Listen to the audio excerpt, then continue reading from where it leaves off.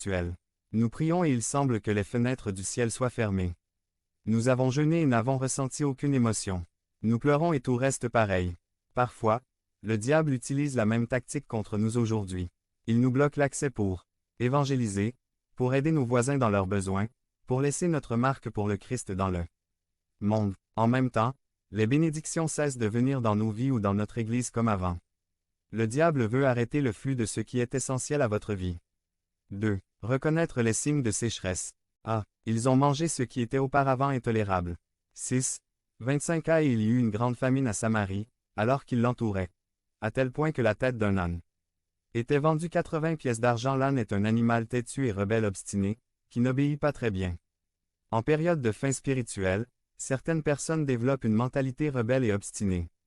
Avec un esprit têtu, il ne résout rien de bon. Cela ne fait que créer davantage de problèmes pour vous-même.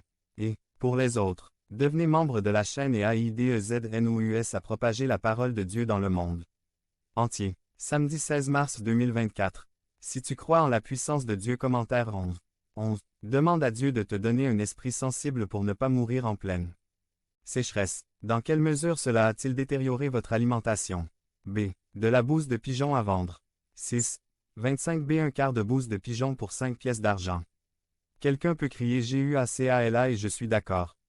Mais c'était comme ça à cette époque.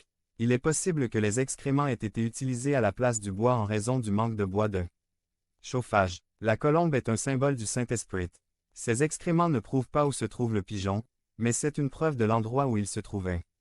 Lorsque la sécheresse frappe durement, beaucoup ne font que témoigner de ce que le Saint-Esprit a fait dans le passé. Ils vivent dans le passé parce qu'il n'y a aucune preuve de sa présence aujourd'hui. C. Désespoir même chez les dirigeants. 6. 26 et 27. Et lorsque le roi d'Israël passa la muraille, une femme lui cria et dit: Sauve, mon Seigneur le roi. Et il dit: Si le Seigneur ne te sauve pas, d'où te sauverai-je? Du tchaï ou du pressoir? L'homme, aussi bon soit-il, a ses limites. L'avertissement de la Bible est de ne pas faire confiance à l'homme. Il arrive parfois que même les dirigeants ne connaissent pas la réponse au problème. Ils ne peuvent que vous diriger vers l'auteur et le consommateur de la foi. D. Cannibalisme. 6. 28,29. 28. Et le roi lui dit: Qu'as-tu? Et elle répondit: Cette femme m'a dit: Donne ici ton fils, et mangeons-le. Aujourd'hui, et demain nous mangerons le mien. 29. Alors nous avons cuisiné mon fils, et nous l'avons mangé. Le lendemain, je lui ai dit: Donne ici ton fils et mangeons-le. Mais elle a caché son fils. Quelle tragédie! Les grands profitent des mineurs et des faibles. L'élimination de la prochaine génération. Aucune pensée de conserver la précieuse semence pour la gloire.